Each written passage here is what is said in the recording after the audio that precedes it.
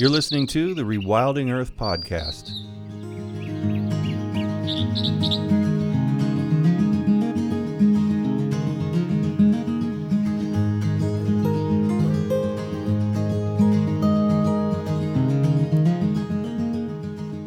The Rewilding Earth podcast is supported by businesses such as Patagonia, Catula, and Biohabitats, as well as the Whedon Foundation and listeners like you. If you love the work that the Rewilding Institute is doing, please consider donating at rewilding.org. And be sure to sign up for our weekly newsletter while you're there. Dan Imhoff is a researcher, author, and independent publisher who has concentrated for over 20 years on issues related to farming, the environment, and design. He's the author of numerous articles, essays, and books, including Farming with the Wild, Enhancing Biodiversity on Farms and Ranches, and Building with Vision, Optimizing and Finding Alternatives to Wood. Dan is a public speaker who lectures and conducts workshops on a variety of topics, from food and farming to environmental design and conservation. He's appeared on hundreds of national and regional radio and television programs, and has testified before Congress, spoken at numerous conferences, corporate and government offices, and college campuses. Dan is the president and a co-founder of Wild Farm Alliance, a 10-year-old national organization that works to promote agriculture systems that support and accommodate wild nature. He lives on a small homestead farm in Northern California, and today I speak with Dan about what it means to make farming more creaturely through rewilding practices and better farming policy. We start with what farming with the wild means to him. Farming with the wild is just still, to me, this amazing aspirational goal for agriculture. I always try to start my talks. I do a lot of talks about large animal agriculture, about farming with the wild, about food policy and farm policy. I always try to start those talks with a picture of cave paintings from Lascaux, which shows all the wild animals, the creaturely universe of our pre-human societies, out of which most of our domesticated animals came from. And you think about that gatherer-hunter world and the creatures in their minds that allowed them to create these extraordinary paintings so long ago with such really truly limited technologies. And if you fast forward today and you look at our agricultural landscapes that are just so devoid of creatureliness and of that beauty, and that inspiration that would inspire someone to make art. Instead, we have these moonscapes and these factories, and we've gone so far away from the world in which our agriculture came out of. And I think our only hope, truly, because agriculture is one of our biggest forces that is driving the heating of the climate and extinction of so many species, our only hope is to make it more wild again and to make our landscapes more creaturely and to restore the flow of all kinds of different biological forces across our farming landscapes, and we're just so far away from it. And it is truly where we need to go. Our farmers need to become conservationists, and our conservationists have to help our agriculturalists restore and rewild these huge parts of the continent and the world, which are now dominated by industrial cropping systems. How are we doing right now? How has the interest picked up over the years? I think it's a real struggle. I don't know how the Rewilding Institute might answer how we're doing. I think that farmers need to survive economically, first of all, before they can even consider whatever land use they're practicing. Our NRCS, our Natural Resources Conservation Service, that is part of our government arm to really help farmers become conservationists and support them. I think, it struggles. It struggles to have enough money to do meaningful work, and it struggles to make the best practices the most practiced. I think when we look at farming, you would hope we have all this money that goes out to farmers. This year, it's up to $30 billion right now, just to support farmers. And you would hope that what it would do would be to, support the best and motivate the rest. But instead, really, we support the worst practices, and the guys who are doing the best and the true stewards of the land, they kind of have to really support their efforts themselves to a large extent. So, I'm afraid that I'm not sanguine about where we are. I don't hear hardly anything in the mainstream about, look, agriculture is the problem and agriculture could be the solution. We have to, we have these suite of solutions. We have to get going. We have to, really address a lot of these problems out there. I don't hear that. So it's not mainstreamed. It's very marginal, the farming with the wild practices, and I think it's mainly done by individuals who care about the place where they live, and they care so much about the place that they live that they're very in tune with it, and they want it to be natural because there's so many things that come from a natural landscape, and so I think it's even less marginal than organic agriculture. With you guys talking about this stuff, it's very, very exciting to think about what's possible, but I'm afraid that it's a real policy focused issue in the sense that there's not a lot to hold on to for the public. It's not a sexy headline. It doesn't have like a big grizzly bear face attached to it, or it could. I mean, very smart marketing would make that so, or something like that, but it's a tough issue, I think, because people don't know a lot about where their food comes from to this day. They've heard some horror stories if they've read any headlines that are like, look at all the pesticide use, look at all of this. But that's as far as I've seen it go too. I really don't see articles that delve into it any deeper than pesticides and the bad practices. And generally it seems as though the public is just letting it slide there. What are your thoughts about outside of policy, outside of working on issues in the Farm Bill, the subsidies and all of those things and the practices? How do we get people excited about this? What have been maybe some successes that your organization has had in the past to get a really good, hearty response to what you're fighting for? Well, you really can't get away from policy, and at some point, everything kind of goes back to it. Yeah. What are some of the successes that we've had? I mean, I would say that our organization is way more of a information gathering and clearinghouse, and trying to share best practices that have been studied across numerous applications, rather than having campaigns to enroll so many thousands or millions of acres in some kind of special practice. Why is this so hard to capture people's imaginations?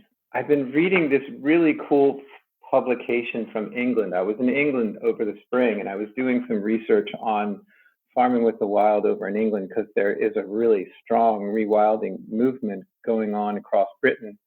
There's this magazine called The Land, and one of the production editors wrote this incredible piece just about wildness and how where agriculture came from.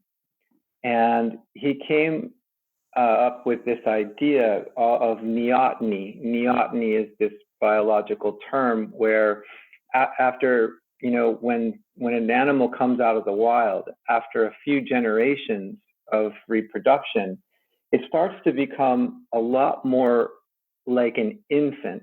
So a lot more submissive, without the kind of ferocious, wild, self-defending properties that the animal has in the wild.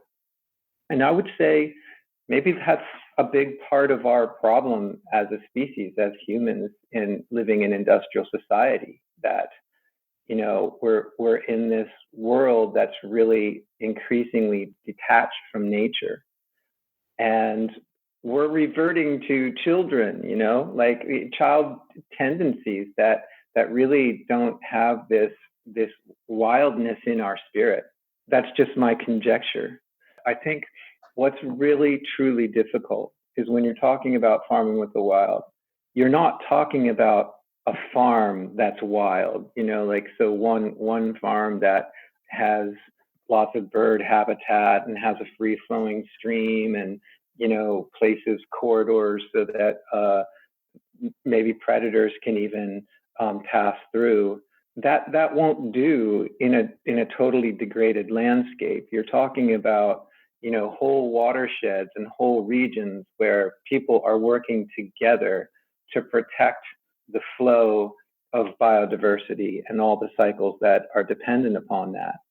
And so, it's really regionally dependent, and it's hard, and so when we were doing the early work long ago in like the late 1990s, going all over the country looking for these areas where conservationists and agricultural practitioners were coming together to solve problems across pretty large landscapes, they were few and far between.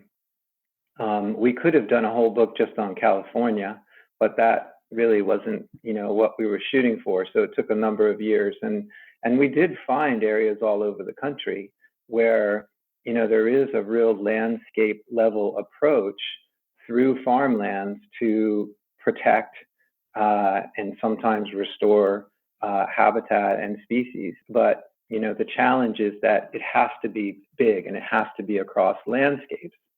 Now, having said that, I've been doing a lot of thinking. There are these concepts of land sparing and land sharing. Let's say you have an area like the Midwest. It's basically an ecological sacrifice zone. It's a corn basket. It's a soybean basket. And we've pretty much sacrificed huge millions and millions of acres across our Midwest to produce food. And that's arguable if we're really producing food and not feed and fuel. At any rate, we have this area. It's already designated and being used for conventional agriculture. That actually frees up potentially other areas to be restored and to be somewhat wild or pasture woodlot based. So we have these areas of industrial agriculture that actually give us the opportunities in other areas around the world to not practice agriculture in areas that absolutely should not be, plowed and in production. And there's a lot of them.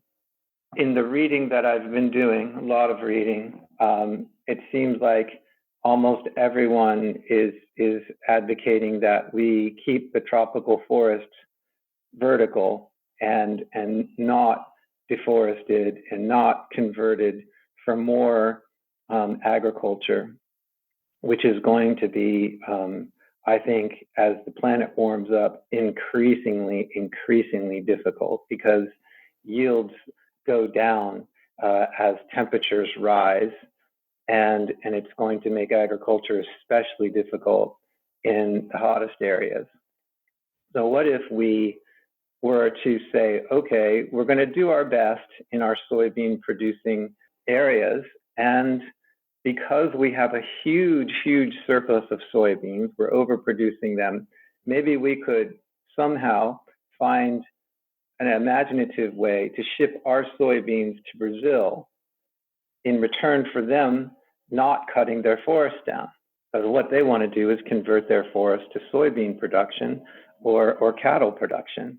And it's just it's a never-ending dead-end street.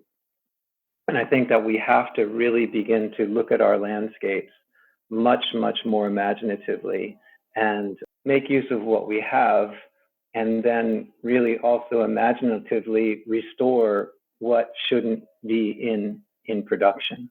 Well, I was just going to say, in building this giant machine, this industrial agricultural complex, the only way that it works is if everything gets out of the way and everything is sterile.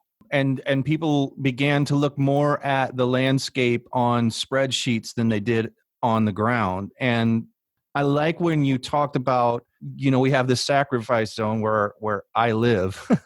I'm very aware of how much has been sacrificed here because we have to go really far out of our way to find the things that we like to do, hiking and rivers and things like that aren't and usually are bordered by agriculture. So you might be fantasizing you're floating down the Chama River on the Whitewater River here in Indiana near Brookville, only until one side or the other of the river, the trees disappear and corn appears right up to the edge of the river.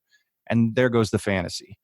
And it's just things like that. I think we've mechanized this and spreadsheeted it and turned everything into data so much that it really is intimidating to me of how we even begin to chip away at that kind of thing. And the guys who really cared about the land before have since sold to a big agribusiness, a corporation in many cases. So the people who knew what was going on the ground, who would be instrumental in helping with that restoration or at least more wild farming practices away from the destructive practices, those guys are gone. And people who own the corporations who've never lived in these places are just saying, hey, there's more room over here. let's plant over here too. It's a very big problem, but I like that that you're thinking of solutions of how to deal with surpluses and how to be creative with all of this, and maybe not just taking a little bit of the pressure off people like me who hear these things for what are we going to do with this big industry. And then they would just keep saying, we've got to feed people. That's their big line. And it's a juggernaut to try to say anything against that, because immediately they are couching it in terms of taking food out of people's mouths, even though a lot of it goes to feed, like you said. And into our fuel tanks in the most inefficient way. Yeah. Yeah. No, it's amazing. A lot of this problem, I mean, there were 6 million family farms in the 1930s, right? At the time of the Dust Bowl and the Great Depression. And now there's about 2 million. So and of those 2 million that are actually, counted as farmers, about 300,000 are really actively engaged in the big subsidized conventional agriculture.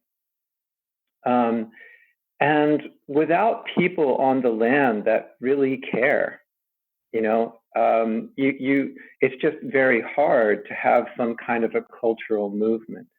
And really a lot of the so-called family farmers that are still producing are barely hanging on. They hang on because of subsidies, and the subsidies kind of just flow through them because it is such a capitalized system. And to me, there's been this movement, as somebody who's studied the subsidy program for many, many years now. It's basically a system of permanent disaster assistance. So we set up these farms, and they're based on a certain amount of production and historical production. And we've allowed for the expansion into areas that have never been and never should have been plowed up, to the tune of millions and millions of acres that every year are going to fail. There's going to be, crop failure. There's going to be drought. There's going to be flood. 1 out of every 2 years, they're not even going to get a crop. And still, we pay the farmers to keep practicing this insanely disastrous form of agriculture, where we could just say, okay, let's be honest. This is not a fair market. You guys work for Uncle Sam. Therefore, you work for us, the taxpayers. Therefore, we, the taxpayers, should actually get something for that. What we need is to have agriculture start to have permanent roots in the ground and stop this endless fight of overproduction, and start to have permanent roots in the ground. I mean, imagine if we took 100 million acres out of agriculture, and I'm just throwing that number out there, but imagine all the Dust Bowl states, all the Great Plains states that were plowed up and never ever should have been plowed up, and really, really are marginally productive agriculture states. And we started planting trees. In 100 million acres, if we went to permanent ground cover and we just had 10 trees per acre, on 100 million acres, we would have 1 billion trees, right? We could actually really transform the landscape. We're paying these farmers anyway for their land use. Why not decouple those payments from really destructive agriculture, this cycle of degradation, and put it into some kind of cycle of restoration? But, you know, it's going to take minds, imagination, and also landowners really willing to admit that, you know what, I never make money. I'm just beating my head against the wall. This doesn't want to be farmland. It wants to be prairie. It wants to be, you know, a kind of a mixed pasture woodland. It wants to have some animals on it, you know, maybe buffalo. There's just so many things that we could potentially do.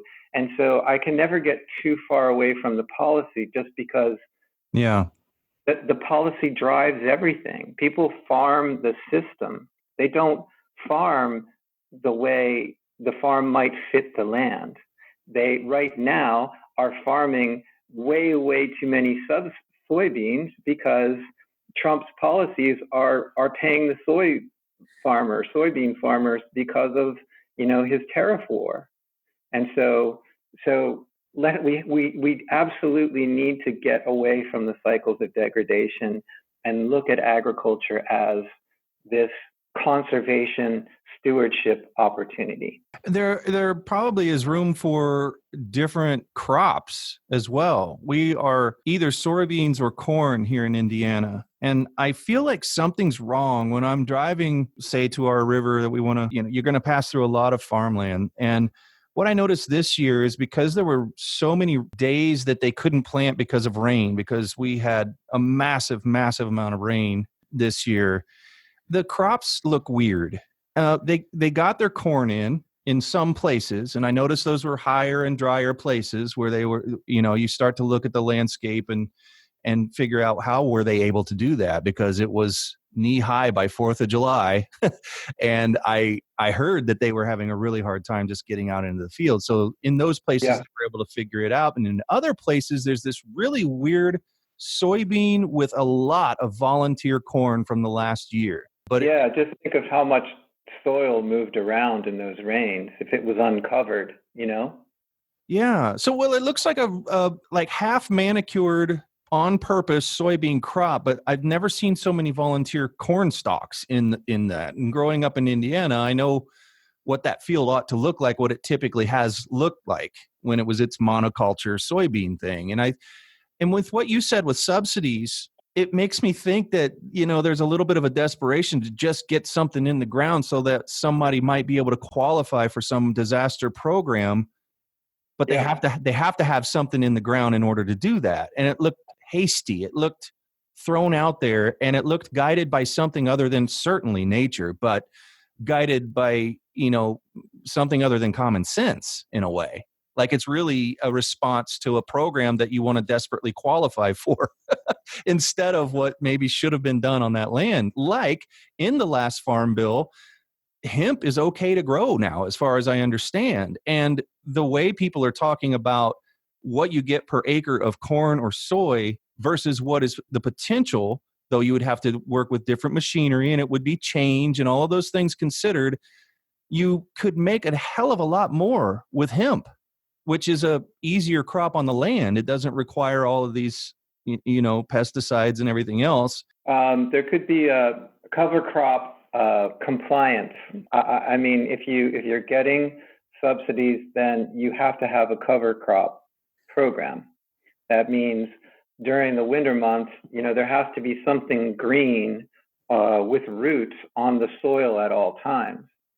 And then, when you knock down that cover crop, you can plant into it, and you're building soil organic matter. You're protecting the soil from those catastrophic flood events that you're talking about. You're taking some of the pressure off of having to just put, so much synthetic fertilizer into the soil, because those cover crops pull nitrogen out of the atmosphere and store it in the roots of the soil deep down. And these kinds of best practices, they really are best practices that can save a landowner money in the long run, and also not sacrifice crops and output. These are kind of baby steps. We're really just talking about, sound agriculture, not really, rewilding the landscape. But these kinds of things have to turn for us to get toward these, bigger issues. Now, one thing that all farming regions have are waterways, and waterways are necessary for about 80% of all the species that are going through any kind of a landscape.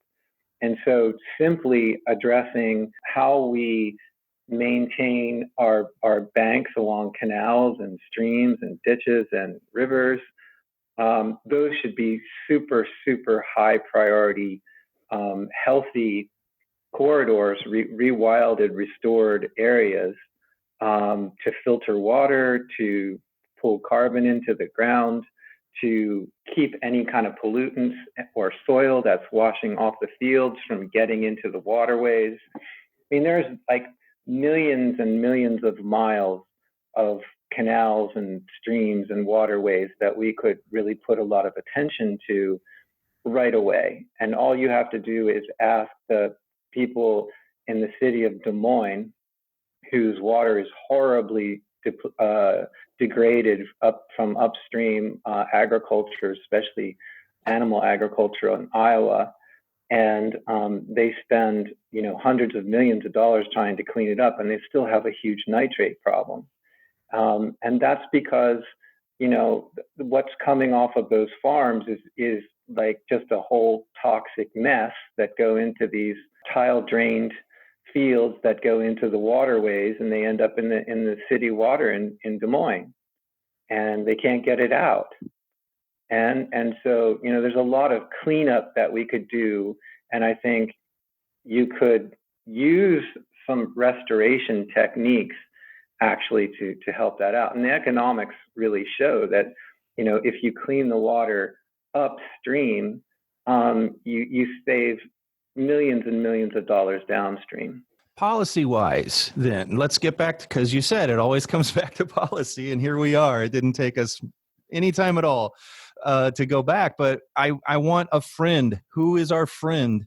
Who's introducing bills that have this sort of a rewilding ethic, although they wouldn't use that word, but for buffers around our riparian areas, for these simpler first steps that you're talking about? It just seems like we should have a champion or 5 or 10 in Congress.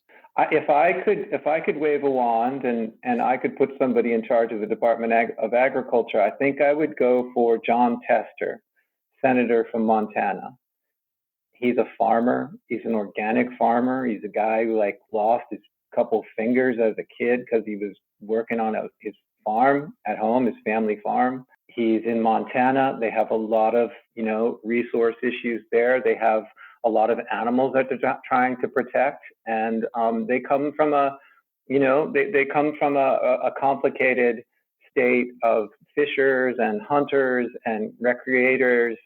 And, he's managed to, I think, walk a good line. So, you need someone who A, understands agriculture, and B, understands conservation. So he'd probably be my top choice for Secretary of Agriculture.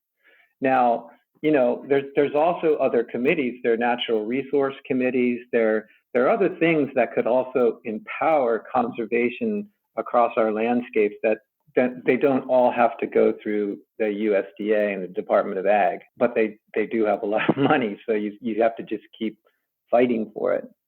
We do have, we're in a holding pattern. They're actually trying to dismantle the USDA as we speak. Right. Brilliant. And everything else. and delist. And that might be a good idea. I'm not sure. I just don't know the plan. I'm still waiting to hear. I truly want to hear from the farmers themselves. There's a North Dakota farmer named Gabe Brown that people really, really admire a lot of his production techniques, and kind of he does a lot of creative cover cropping. He's a smart family farmer making his living in an area of the country which is, I would say, weather challenged, but I think he does have a conservation ethic. And you want people like that. You want the farmers to take the lead, ask, please help us. We want to do the right thing. We realize that what we're doing doesn't work. It's taking all these public dollars that should be, that there should be something that comes of it. And we want to get back to this creaturely world. And you can see the work in the Wild Farm Alliance, they're doing a lot of work with birds. And I think, unless you're a sunflower farmer, I know birds can be a pest for certain agricultural producers, but in a lot of cases, let's just say row crops and orchard crops, birds can just be really beneficial. And they can also kind of be the gateway drug to really getting hooked on better farming techniques. Once you have those songs in your head, those birds singing, and you see those beautiful colors and what's happening on your farm, and it's coming alive, then you realize, wow, there's many, many deeper layers to go. And the challenge with farming is that it's just one of these things that, it takes a lifetime to learn, and every season is a learning experience. And that's the same with really trying to be a true conservation-based farmer. It's like it takes a lifetime, and our time is running short. So somehow we need leaders to step up and say, I'm for the wild. And if, ranching means killing all the wolves, then I'm out. That's not worth it.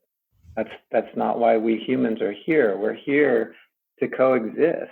And in many ways, coexisting with domesticated animals is even a little bit more challenging and maybe fulfilling than just being a hunter, and existing with wild animals, because you can't make animals do what they don't want to do, and so you have to work with them.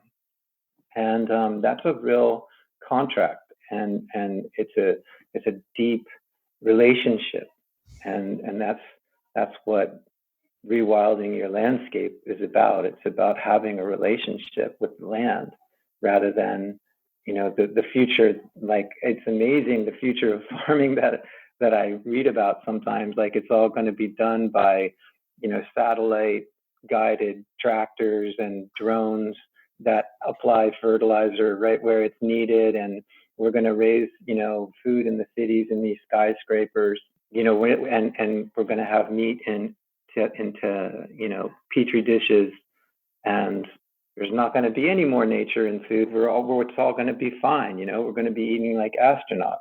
Well, my organizer's brain cannot turn off ever. So I've picked out a couple of clues in what you've said. One is we need farmers to take the lead. And that made me go back to those numbers that you quoted earlier, about 6 million family farms around the Great Depression, down to 2 million family farms today, but only 300,000 or so are actively working their farms on the ground and really know the space. So they're the ones that are getting, that like count in terms of subsidies.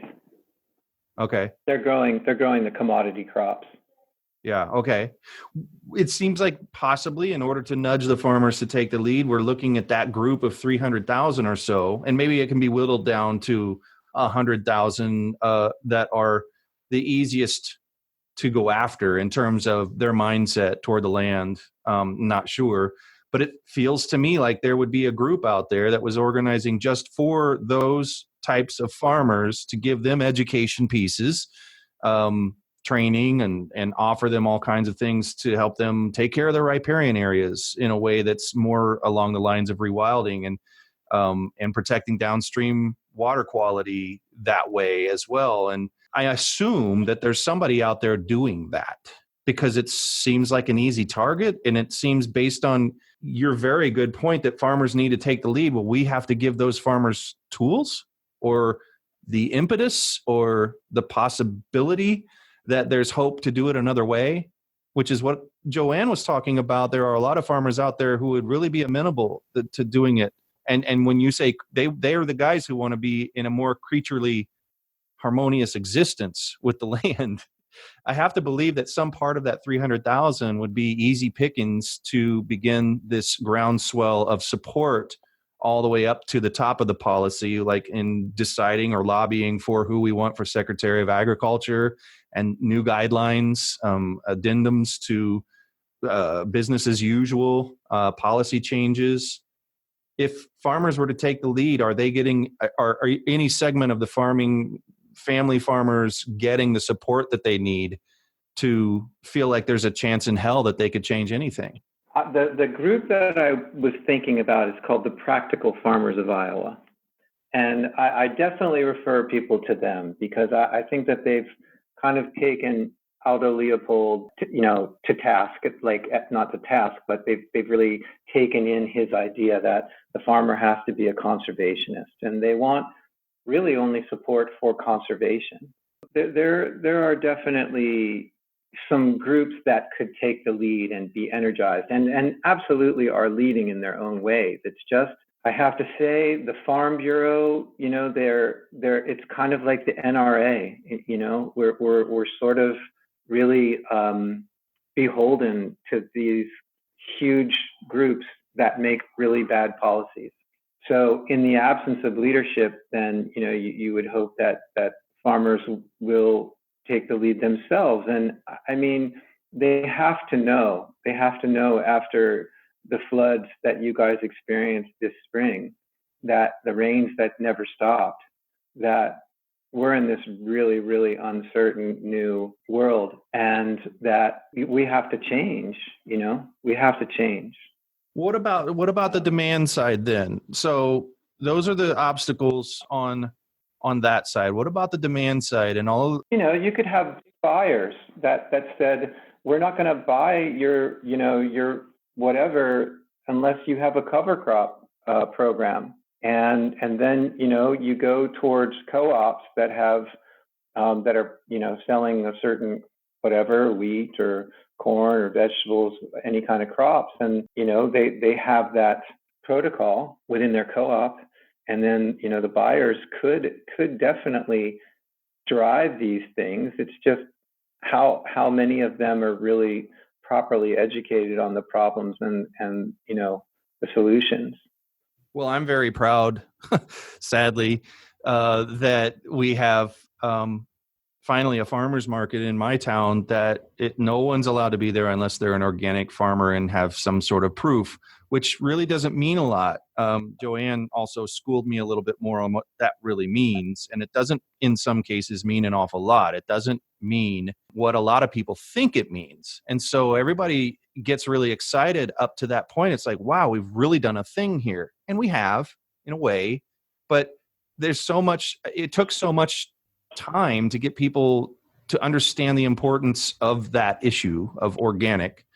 And then they think they understand what it is when they don't understand everything that goes with that. They'd be quite surprised with what does go with organic.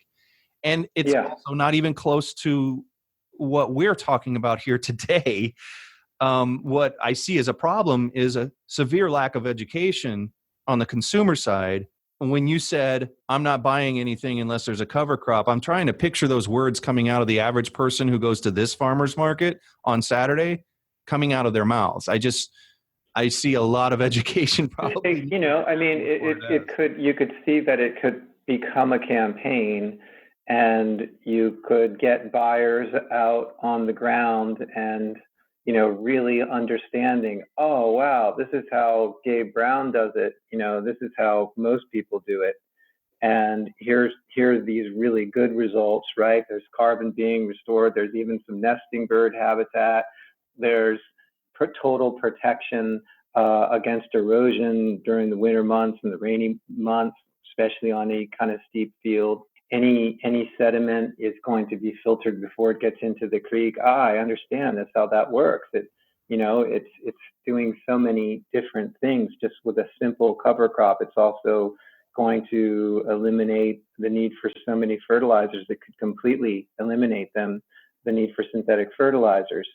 And then they see, oh, here's this guy, when the rains come, all the soil goes down that, just washes away, gone forever, not to mention all the chemicals that are going into this operation. It's night and day. To me, it's crazy. I've been studying this stuff for 30 years, I keep hearing the same thing. People don't know about where their food comes from. And it seems insane. Not for lack of trying, right? On the part of authors like you, educators. There's that new movie, The Biggest Little Farm. It has some flaws, but I think it's a really good way to showcase that a farm can be creaturely. You can work with nature. Like that's the farmer's job, to kind of do this dance. And it's a coexistence thing. It's not a man just completely dominating, wiping out everything and turning the farm into a factory. There's a great new book that I just read, and I visited their farm in England over the springtime. It's called Wilding, and it's about this British couple. They had a very, very, very large estate in southern England, and they basically realized that it made no sense to do the agriculture that they were trying. They were actually, really successful in many regards in terms of how much per acre they could get on their arable lands. They won prizes for their milk and their cheese and their ice cream and things like that. They had this really, really nationally acclaimed livestock program, but they made no money.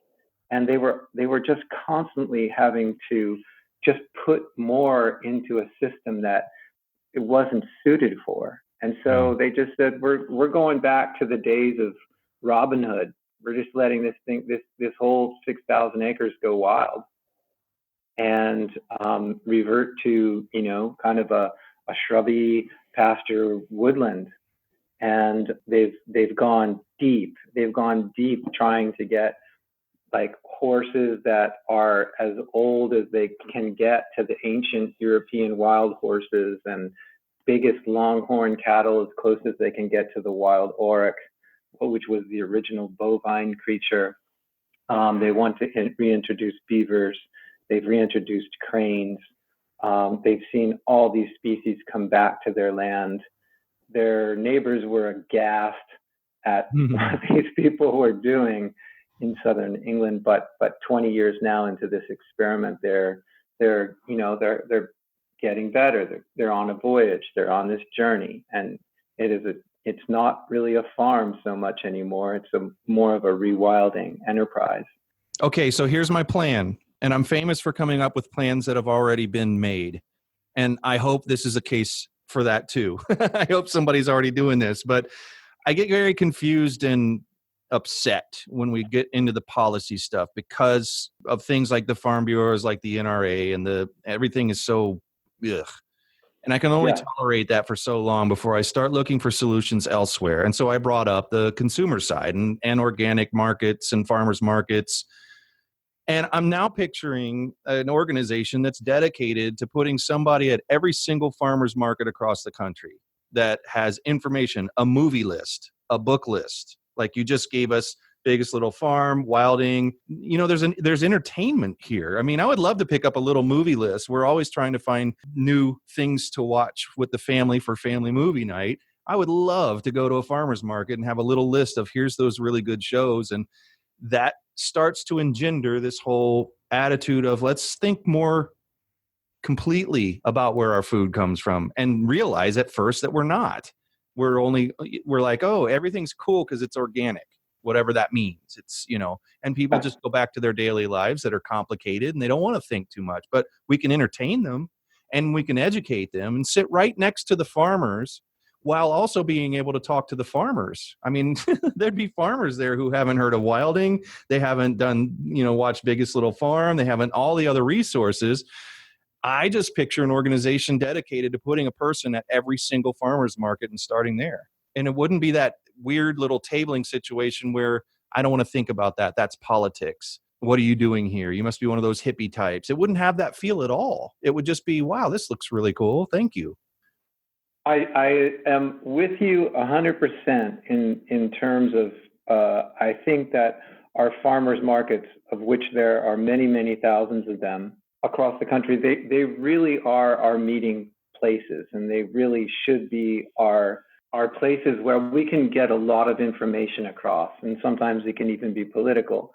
I mean, you could also come up with a number of questions that people might ask to farmers about their farm, like, hey, have you seen any cool birds on your farm these days? Or, what is the neatest interaction with nature that you have on your farm? And just, allow them to tell some stories and allow them to own their stewardship.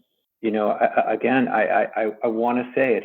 You want the farmers to come out, and you want them to, because they're the ones taking all the risk, and you want them to be supported in a very powerful way.